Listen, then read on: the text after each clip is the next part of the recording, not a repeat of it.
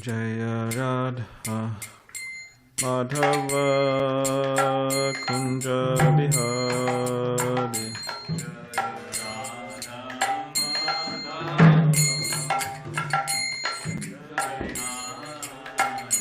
Jaya Radha Madhava Kunja Bihari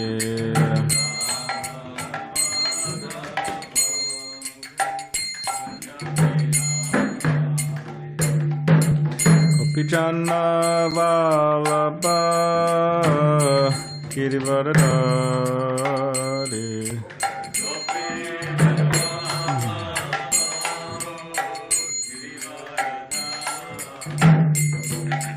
Gopi Jana Vallabha Girivaradari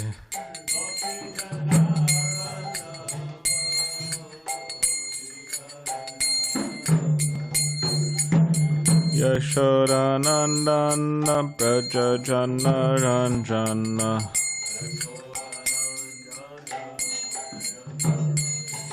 Yashodanandana Braja Jana Ranjana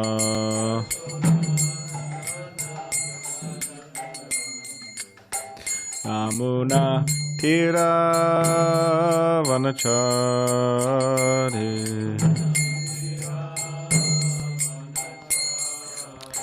Yamuna Tira Vanachari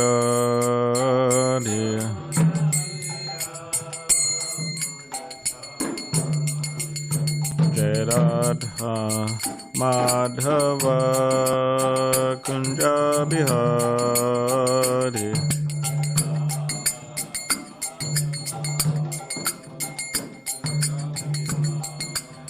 Jaya Radha Madhava Kunja Bihari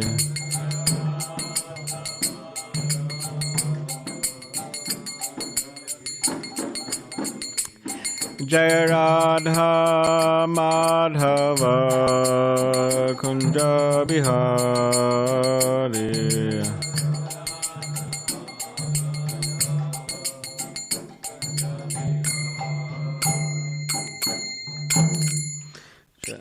Paramahamsa Parivajapacharya Ashtadrishya Shri Srimad Divine Bhakti Swami Prabhupada Ki Jai Grantaraj Srimad Bhagavatam Ki Jai. All glories to the assembled devotees, all glories to the assembled devotees, all glories to the assembled devotees, all glories to Shri Guru and Shri Gauranga.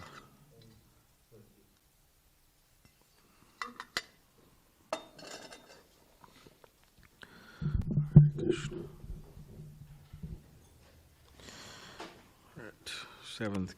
Seventh canto, chapter 15, instructions for civilized human beings. Text be going through 78 through 80. Ending the canto today, 7th canto. Om Namo Bhagavate Vasudevaya. Om Namo Bhagavate Vasudevaya. Om Namo Bhagavate Vasudevaya. Śrī Śukha Uvacha Iti Devarishina Proktam Nishamya Bhartarashabhaha Puja Yam Asa Supritaha Krishnam Cha Prema Vivalaha Śrī Śukha Iti Devarshina Proktam Nishamya Bhartarashabhaha Pujayam Asa Suprita Krishnam Cha Prema Vivalaha Śrī Śukha iti devarshina proktam nishamya bharatarshavaha pujayamasa suprita Krishnam cha premavivilaha Śrī Kṛṣṇa uvacha iti devarshina proktam nishamya bharatarshavaha pujayam asa suprita Krishnam cha premavivilaha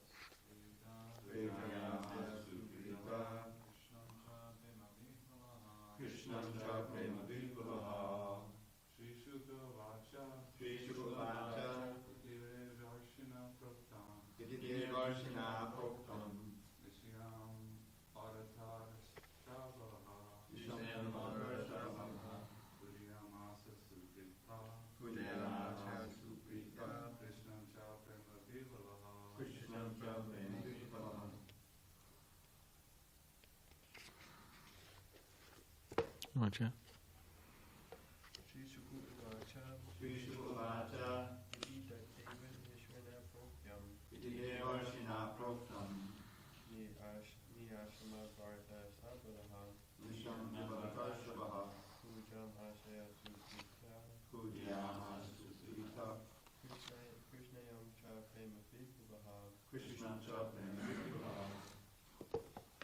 Śrī Kṛṣṇa Śrī Sukadeva Goswami said, iti, thus, Devarishina, by the great saint Nārada Muni, Proktam, described, Nishamya, hearing, Bharata Rishabhaha, the best of the descendants in Bharat Maharaj's dynasty, namely Maharaj Yudhishthira. Pujayam asa, worshipped. Supritaha, being extremely pleased. Krishnam, unto Lord Krishna. Cha, also. Prema vivalaha, in the ecstasy of love of Krishna. Translation. Śrī Sukadeva Goswami said, Maharaj Yudhishthira, the best member of the Bharat dynasty, thus learned everything from the descriptions of Nārada Muni. After hearing these instructions, he felt great pleasure from within his heart, and in great ecstasy, love and affection, he worshipped Lord Krishna. Purport. It is natural that when someone belonging to one's family circle is understood to be very great, one becomes ecstatic in love, thinking, oh, such a great personality is our relative. When Śrī Kṛṣṇa, who was already known to the Pāṇḍavas, was further described by Nārada Muni to be the Supreme Personality of Godhead, naturally the Pāṇḍavas were amazed, thinking, the Supreme Personality of Godhead is with us as our cousin. Certainly their ecstasy was extraordinary. 79. Krishna Parthav Upamantrya Pujta Prayaya Munihi Shrutva Krishnam Param Brahma Partha Parama Vismitaha. Nārada Muni, being worshipped by Krishna and Maharaj Yudhishthira, bade them farewell and went away. Yudhishthira Maharaj, having heard that Krishna, his cousin, is the Supreme Personality of Godhead, was struck with wonder. Purport. After hearing the conversation between Narada and Yudhishthira, if one still has any doubts about Krishna's being the Supreme Personality of Godhead, one should immediately give them up. Asangshayam samagram. Without any doubt and without any defect, one should understand Krishna to be the Supreme Personality of Godhead and thus surrender at his lotus feet. Ordinary persons do not know this, even after hearing all the Vedas. But if one is fortunate, although it may be even after many, many births, he comes to this conclusion. Bahunam janmanam ante jnanam mam prapadyate. 80. Iti dakshayani namte pritag vangsa prakirtitaha devasura manushadya lokayatra characharaha. On all the planets within this universe, the varieties of living entities, moving and non-moving, including the demigods, demons, and human beings, are all generated from the daughters of Maharaj Daksha. I have now described them and their different dynasties. Thus end the Bhaktivedanta purports of the 7th canto, 15th chapter of the Srimad Bhagavatam, entitled Instructions for Civilized Human Beings. Completed on the night of Vishakhi Shukla Ekadashi, the 10th of May, 1976, in the temple of the Panchatattva, New Navadvip, Honolulu, by the mercy of Śrī Kṛṣṇa Chaitanya Prabhu Nityananda Śrī Advaita Gadadhar Śrīlāsadi Gaura Bhaktivinoda. Thus we may happily chant Hare Krishna, Krishna Krishna, Hare Hare, Hare Rama, Rama Rama, Hare Hare. End of the 7th canto. Om Jnanativedandasya Gananchana Shalakaya Chakshun Militamnena Tasmai Shri Gurave Namaha Mukam Karitavachalam Pangam Langayate Girim Yukiputamaham Vande Shri Gurundini Tadinam Vancha Kabdiri Vishra Kripasandu Bevacha Patitanam Pavane Bhyo Vaishnavi Bhyo Namana Maha Jai Shri Krishna Chaitanya Prabhu Nityananda Shri Advaita Gadadhar Shivasadi Gaura Bhaktivinoda. Hare Krishna, Krishna Krishna, Hare Hare, Hare Rama, Rama Rama, Hare Hare. It seems we don't have that Ekadashi on our calendar. Oh, I don't remember. No, it's not on. We don't use that term. We use Vishakhi Shukla Ekadashi. Isn't he familiar with that on our present Vaishnav calendar? It's never been on. Vaishakhi Shukla Ekadashi. Is there? Prabhupada wrote that that's when he finished. This is the end of the canto. We just finished the end of the 7th canto. Maybe it's a misprint, something. Oh, it's Mohini Ekadashi. I guess we call it Mohini Ekadashi on our calendar. Yeah. Just see. Deviating from Prabhupada's over-intelligent calendar organizers. Just see. It all starts with a little, right? Little deviation. It's actually true. It all starts with a little deviation. Srila Prabhupada, one time he was, of course you could say in many ways someone might call it a big deviation, but it all starts small. But whether or not you want to consider this small or big, but when Srila Prabhupada walked in one time, there's a number of his disciples, and they're all offering obeisances, and then one disciple, he didn't offer his obeisances. I mean, the room was full, but, there's still room to offer obeisances, but he just went like this. And then Srila Prabhupada, he turned to one devotee who he was with, and he said, this is the beginning of his fall down. So.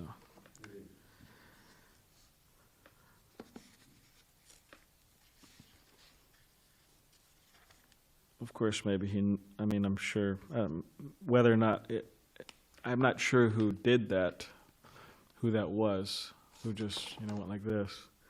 I'm not sure who that was.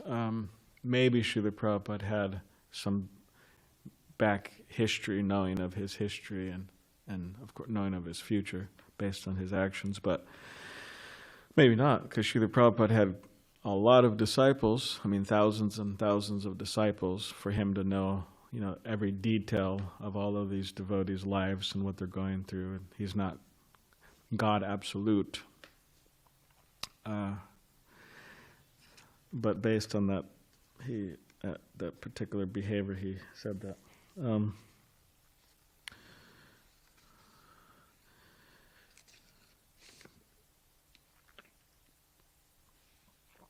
So we're hearing about, or this is the end of the conversation between Nārada Muni, as related by Shukadeva Goswami. Nārada Muni, his conversation with Yudhishthira Maharaj. Srila Vishnu Chakravarti Thakur, he ends this canto. He has a comment here, I'll just read it.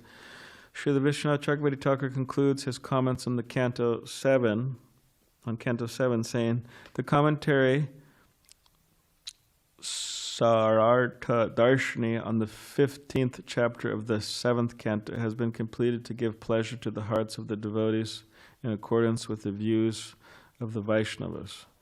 With fear and shame, I say what I know out of foolishness because of the pleasure it produces in my mind. Intelligent people may become angry, but may the boy with the peacock feather, being favorable to me, appear before those who complain about me.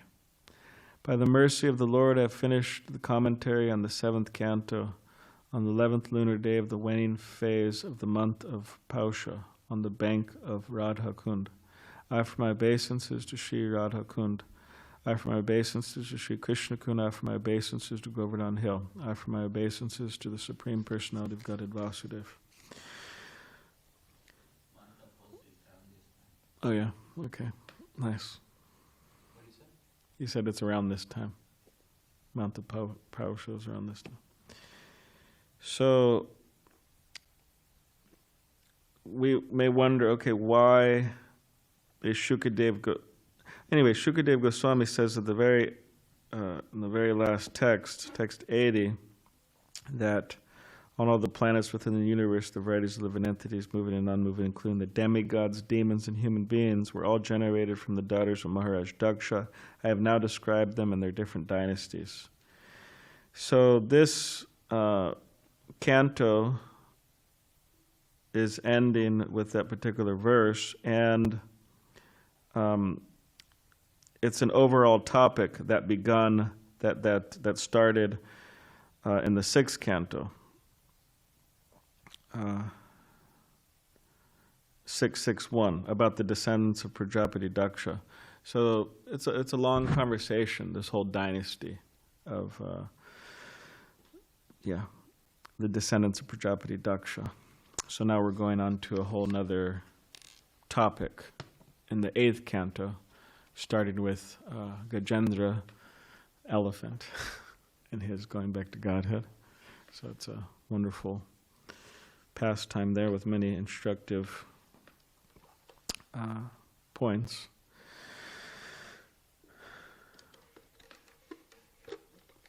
So Yudhishthira Maharaj is being told, he was told by Nārada Muni that Krishna, the Supreme Personality of Godhead, is your cousin.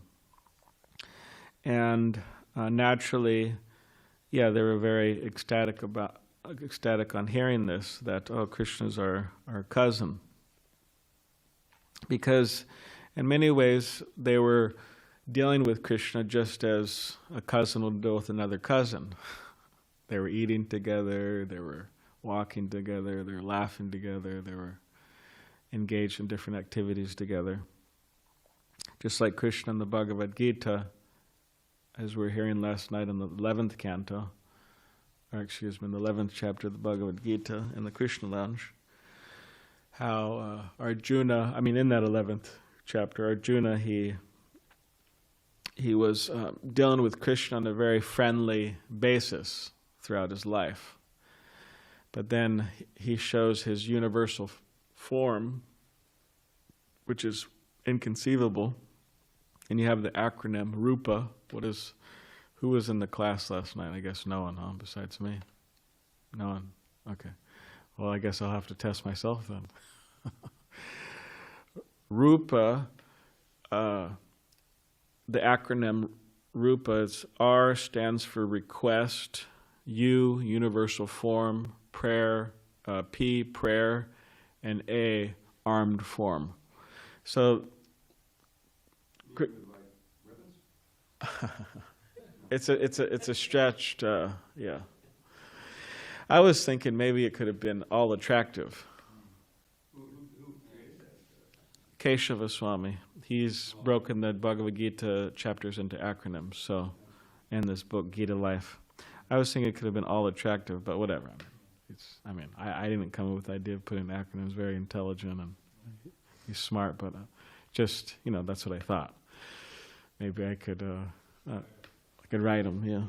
So, what do you think about that? I don't think it's so important, but. So Krishna, Arjuna, he requests Krishna to show his universal form, and then upon seeing that, he prays, and please remove this form and let me see your all attractive form, your original form. But within that, he was saying that I didn't realize that you were the Supreme Personality of God all this time. I was sitting on the same bed with you, and I was talking with you and eating with you. Now this huge universal form, or this inconceivable universal form. So Yudhishthira was in a similar situation. Meaning he didn't realize Krishna's supremacy and all of the other Pāṇḍavas. And this is a wonderful situation to be in. It's the highest actually realization of the highest realization of God realization. The highest form of God realization is just to realize that to forget that Krishna is God. Like the gopis of Vrindavan, Mother Yashoda, Nanda Maharaj, and here you have the Pāṇḍavas. There's a number of devotees who just forget Krishna's supremacy. And on that basis, they're able to have very intimate exchanges of love with Krishna. Otherwise, it's not possible. So,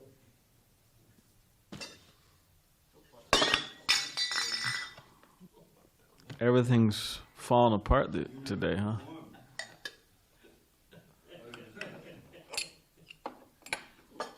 Say you shouldn't cry over spilled milk, so we won't cry. See, that's an American saying. You know that one, Rapidi? They say that you shouldn't cry over spilled milk. That's an American saying. If it matters to you, because apparently, and what they do in American households, they generally at dinner time they serve you a glass of milk, and it's cold. That's cold milk. So it's very common that the children who are clumsy by nature, and that when they're eating this and that, then they knock over the cup of milk, and then sometimes they cry. So that's where it came from. No need to cry over spilled milk. So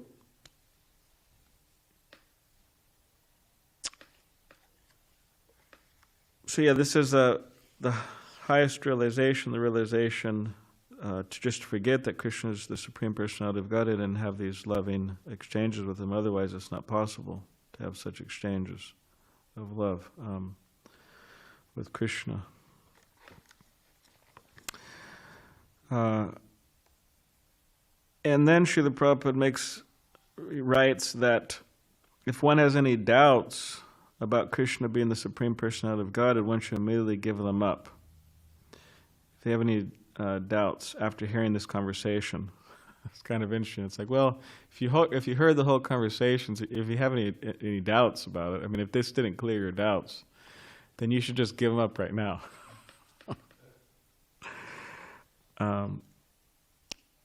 Because you would think that if this whole conversation doesn't dispel your doubts, then how would you just kind of making the decision? Okay, let me just. It's not so easy. Generally, we see to become free from doubts. It's practically, in many ways, it's the most difficult thing to become free from doubts.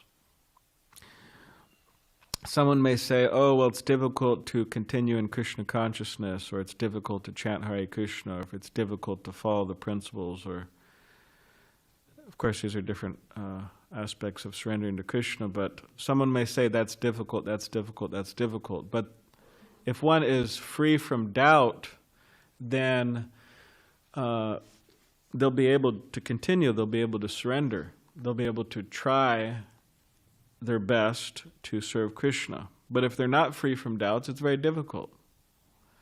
Why come to the temple? What use is there to come to the temple? What use is there to come and chant Hare Krishna? Like, is Krishna even God? Or I'm not convinced Krishna is God, and I'm not convinced by chanting this mantra it's going to do anything for me in terms of happiness or success or whatever. So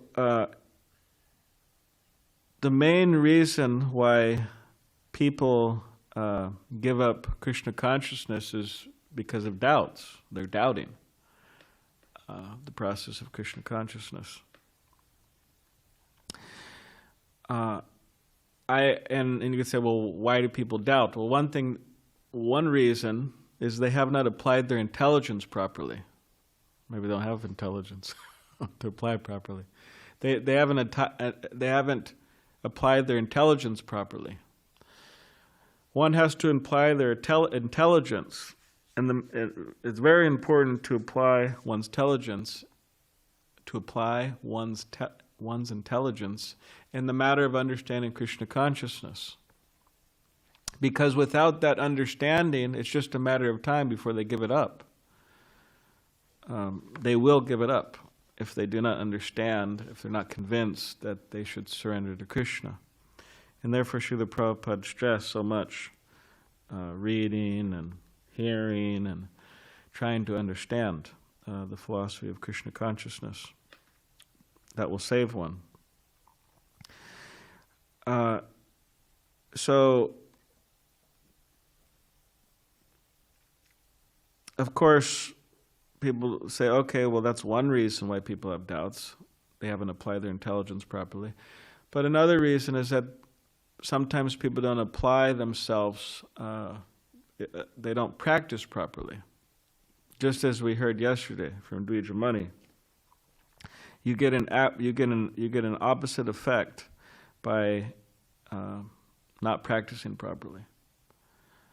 The opposite effect, does anyone remember what you get? If you chant Hare Krishna improperly, if you engage in devotional service improperly, you get an opposite effect from the real nature of Krishna consciousness. The opposite effect is love. You develop desires for everything else besides Krishna. And you may use Krishna consciousness to fulfill those desires. This is interesting. You may use, we may use our position, we may use the institution, whatever, to fulfill those desires. That's the history of religion, right there. And not just Krishna consciousness, any religion, people. They don't practice properly, then the material desires are there, and they use. So doubts can come from people not practicing properly. In other words, they don't really accept Krishna as the Supreme Personality of Godhead because they haven't applied themselves properly and they're not experiencing Krishna. So that's another reason. People become doubtful due to offenses towards devotees. They think, okay, well, they commit offenses towards devotees, and then and that's also another source of doubts, because it leads to not being able to relish Krishna consciousness, and then they start doubting. So there's different ways, or there's different reasons why people have doubts. But if we're free from doubt, then we will surrender, and that is the proof that we are free from doubt, that we surrender. And to the degree we surrender to Krishna, to that degree we should understand that we're free from doubts. And to the degree that we do not surrender to Krishna, it's a clear indication that there's some doubts going within our mind. We don't have full faith. If someone understands the importance of something, then they will do it. If they're convinced of something, they'll go for it. They will move according to their understanding. That's what everyone is doing. They are acting according to their conviction. So if we, just like chanting, for example, it's difficult to have faith in the chanting of Hare Krishna for conditioned people. It's difficult to have faith.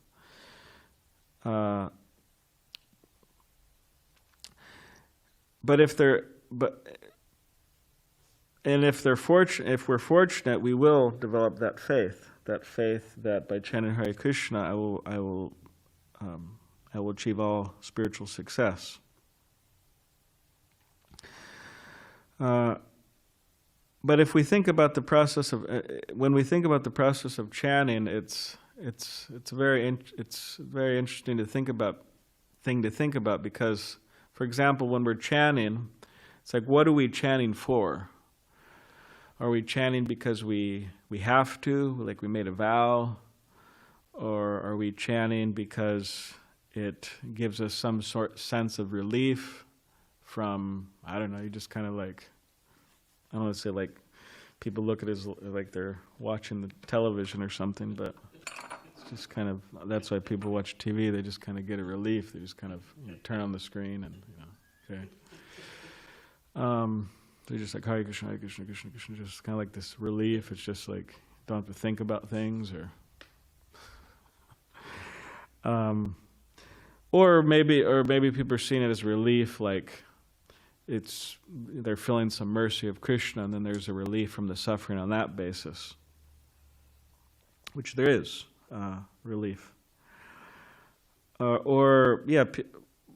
But if you think, why are we chanting?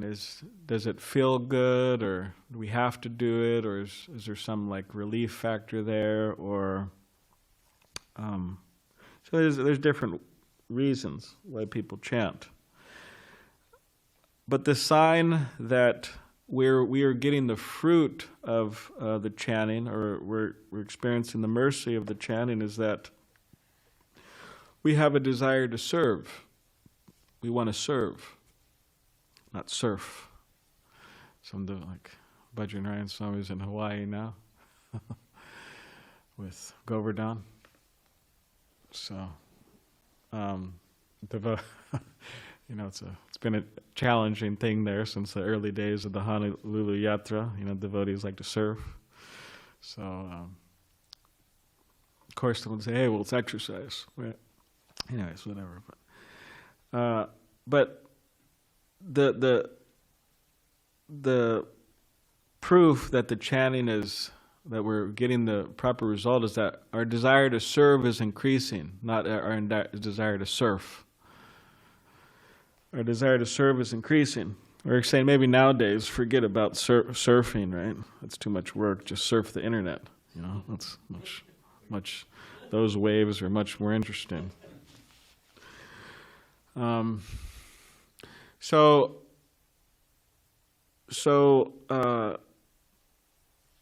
yeah, and a devotee's desire to serve is unlimited. Actually, they do not have enough. They don't have enough hands. They don't have enough ears. They don't have enough mouths to serve as much as they want to. They want to unlimitedly glorify Krishna. They want to unlimitedly chant Hare Krishna. They want to unlimitedly hear about Krishna. They want to distribute unlimited numbers of books, and so on. So, and that's what Rupa Goswami says. He says, I wish that I had millions of tongues and millions of ears so I could really relish the holy name of Krishna. So the desire of a devotee is they have unlimited desire to serve.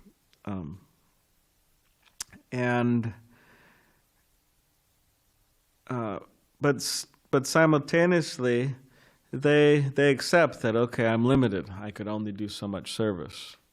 I could only push myself or push this body and this mind so much. But still, they try. They try as far as possible. And that is the proof that we're getting the mercy that we want, that we have these unlimited desires to serve, to do something for Krishna, to do something for the pleasure of Krishna. And this is a very fortunate person, Bahunam Janmanam Ante, Ganavam Prapadyate, that after many, many births, such person, they come to this conclusion. So, although we may have unlimited desires to serve, it's not that we're after some, Srila Prabhupada, I think is sometimes say like grotesque, I think he used the word, but after these big projects with, I think, do you have your phone? I sent a quote to Sankashan. So there's a letter that Srila Prabhupada wrote to Tejas, one of his disciples. And this is just an excerpt from the letter. Srila Prabhupada was telling him, because both things have to be balanced. We should have this unlimited desire to serve Krishna and the devotees and the conditioned souls. But again, we have limits. But we have to be honest about those limits. How much service can I do? We have to be honest about that. In this case, Tejas was pushing himself overboard. And he was very unhappy with the results. And he didn't get much results. So then Srila Prabhupada, he comments here. He says, by all means, we must preserve our spiritual status. So we can't do too much that we lose our spiritual status. That is the point. Not that we are mad after big buildings, many devotees, life members, this, that. No. These are only ways to engage the devotees so that they may apply the principles of devotional living to some kind of work for practical realization of these principles. It is not the result of the work we want. If only one person daily, if we sincerely preach to such one person in a day, that is sufficient. Never mind big programs. So, because after all this reaching out, because Srila Prabhupada says even one person, we should think, okay, that's success. Just like, they have these journals, and in the journal they have to-do list, three main things you want to do today, or 3 things you want to focus on today. What are you grateful for today? And then they have your biggest accomplishments for the day. And people start to think, well, what are my biggest accomplishments for the day? What is on my to-do list today? And what do I want to get done? But again, there's a balance there, because we're not just like passionate workaholics that always have to be busying ourselves with activities. And that was the complaint of Bhaktisiddhanta Saraswati Thakur of the Gaudiya Math, his sannyasis, that they were just busy, and they weren't focusing enough on Krishna, like directly chanting and hearing about Krishna, and they were developing mundane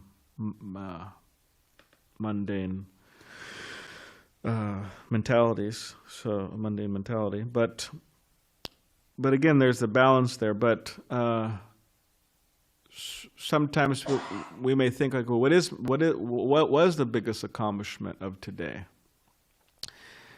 And it is a great accomplishment that I chanted my 16 rounds today, that I followed the principles today, that I cooked for the deities today. Those are great accomplishments. Those are better accomplishments than anything in the whole of San Diego. All of the people with their big, going after their big degrees and having them decorating their walls with them and building up their family. I was thinking about it. People. Devotees have pictures of deities and altars and everything, altars, but people, they just, all their family members, it's like their altar, they're worshipful deities. So they're building up so many things, but just sweeping the floor, I mean, it's the greatest accomplishment, actually, out of all of San Diego. Because it actually brings one closer to the goal of life, Krishna Prem, love for Krishna. So, but even just speaking with one person a day, it's wonderful, and telling them the right thing. What to speak of if you could speak with more people? What to speak of if you can giving prasadam to one person a day is a great accomplishment. But what to speak of if you could do more? So we should give people the opportunity. We should give people the opportunity to take to Krishna consciousness. We should be convinced, and we should try to convince others. And gradually, through trying to do this, and people will come around. Like last night at the lounge, there was at least 3 people, but they also brought people that Sankarshan invited from his catering. There's also people coming from books. Of course, that's like half of the work. And then when they come, they have to get nice prasadam. So Prema Puradika made nice prasadam for all of them last night. Both? Both? Oh, I thought you did it. Okay, Sankarshan. I was wondering why she cooked last night, but she didn't. You did. All right. Well, I take it back. I take the compliment back, and I give it to you. But she's doing the Sunday feast, for example. So people, they will follow their tongue. Surprise, surprise. We also did some kirtans down in Chula Vista, and the idea was that you do some kirtans with these people, and the idea is that they would hopefully come around and start to become devotees. That was the whole idea, not just to go down there. So 3 of them showed up last night, and then they brought a 4th person, so it's good. Okay. So yes, 8th canto tomorrow. Mukundacharan Prabhu will be starting us in the 8th canto. So, Grantaraj Srimad Bhagavatam. Does anybody have any question or comment? Sure. It's very short here. Quote. This is from the Chaitanya Charitamrita. It doesn't say exactly where. Jagadish Pandit was the savior of the world. He was a monsoon cloud of Krishna Prem, pouring showers of mercy upon everyone. Jagadish Pandit and his brother Mahesh lived near Jagannath Mishra in Sridham Mayapur. One Ekadashi day, baby Nimai was crying constantly. He stopped after taking Mahaprasadam rice in Jagadish Pandit's home. Then Nimai performed a miracle. Jagadish Pandit swooned in ecstasy upon seeing baby Gauranga manifest a beautiful form with a monsoon cloud blue complexion, shining like lightning and adorned with a shimmering peacock feather. After moving to Sri Kshetra Dham, Jagannath Puri, Lord Gaurachandra asked Jagadish to come help spread the Harinam Sankirtan movement. Taking Lord Jagannath's permission, Jagadish Pandit took a deity of Jagannath back to Nadia to worship in his village of Yashora. Is that Jashore? Yeah. In Krishna's Nitya Leela, Jagadish Pandit serves as the dancer Chandrahasa, or a Nagapatni, a wife of Kaliya. All right, let's see who remembers that next year. Well, actually, it's funny because I think very quickly his disappearance. All right, let's see who remembers that on his disappearance. We'll test everybody. What do you remember of Jagadish Pandit? It's good to try to commit as far as possible, biographies to memory. Yeah, because it's really short. Like, if someone was to ask you, tell us something about your hey, Chad, tell us something about your Uncle Tony. Like, just something, you know. And you know, if you're connected with them, I'm sure you could say something, at least a short paragraph, because this is practically like a short paragraph. So similarly, of course, there's so many biographies, but we'd be amazed how much people commit to memory. You know, like random things, you know, facts or factoids, yeah. So as far as possible, we could try to commit to memory. How many acharyas do you think are on the Vaishnav calendar? And let's just say, if they're there for appearance, I guess they're there for disappearance too. How many are there? Maybe 100? Maximum. Maybe 60? More like 60. So we're talking 60 personalities. And each of them, I mean, some have more. There's more information on some of them, but most of them, there's not much information. It all fits in that Samadhi's book, which is like, you know. And then there's actually other information he puts in the beginning and the end. So it's not that much information to commit to memory, ultimately speaking. So anyways, if someone wants to do that, it's 2025. You could take that challenge. Can I remember all the Vaishnav acharyas? Short biographies. Any other question? You see, this garland fell off too. Right? Garland fell off, water fell. I mean, bad omens. In regard to saving one person, Prabhupada's writing, Prabhupada's also in the Bhagavad Gita introduction, I think he makes a comment, if I can make one pure devotee, I consider my attempt successful. Yeah. So, you can make one pure devotee. The attempt is successful. Any other question or comment? Yes.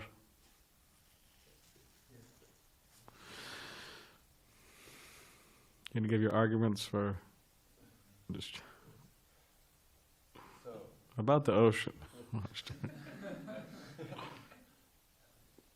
Meditate on Krishna in the form of the ocean. Out there, it's just like a shark, you know. Sun. Yeah. Sun, all at the same time, so it's like, you know. I take my Java bag in a plastic bag, so not really like spacing out, you know. Don't let it go too far. Anyways. Like, my question was, in this aspect of like... I'm the healing herb, Krishna says, yes. This aspect of like, when the devotees are saying like they have unlimited desire to serve, and like, it's like, I guess I wouldn't say like in the beginning or at some certain stages, it's like it kind of wanes. It's like you have all this desire to serve. It's like, I want to do this, I want to start this, but then like give it like an hour later, and he like check back with them. He's like, yeah, I kind of changed my mind. You know, it's just like, and all these different things. So I guess I would say it's like, well, you kind of touched on it, but like how to kind of like add it kind of at a pace, or it kind of seems like, what is the... Yeah, one devotee, I remember he was saying, after the morning program, I feel like just like taking over the world, you know. When he said like after breakfast, I'm just like, okay, no, take over. Yeah, maybe tomorrow. But yeah, I mean, it's we have to make plans that are practical and that are not too difficult. And that's what Prabhupada was saying to Tejas, don't push yourself and do things that are, Prabhupada used the word impossible. Tejas was very active leader in India, originally from America. So, yeah, I remember one devotee I was hearing, and I mean, I appreciated the thought. I was thinking in my mind, I was like, wow, this is just like, he was saying how in a particular city, he wants to, I forgot how many temples, just like almost like a ridiculous amount of temples, all in just one city. You know, it's like, I mean, I haven't even seen that in, you have like Delhi, which is huge. I mean, they have like 7 temples or something, but it's huge based on the population. They could probably have another, 20 more or something, but, oh, they have 15, okay, 15. So yeah, we want to be, we want our ideas to add up. But yeah, we may have so many ideas, but then the next moment we may lack inspiration. And this is Maya. Maya's there. Because, we should understand, just like the sun, okay, the sun is shining, but there's always a shadow right there, where there's the shadow of Maya is there. So as soon as we turn away from Krishna, Maya is right there, like immediately. She doesn't have to find us, we don't have to find her, she's like immediately there. So it is true that Maya and Maya's agents are always trying to discourage us or test us.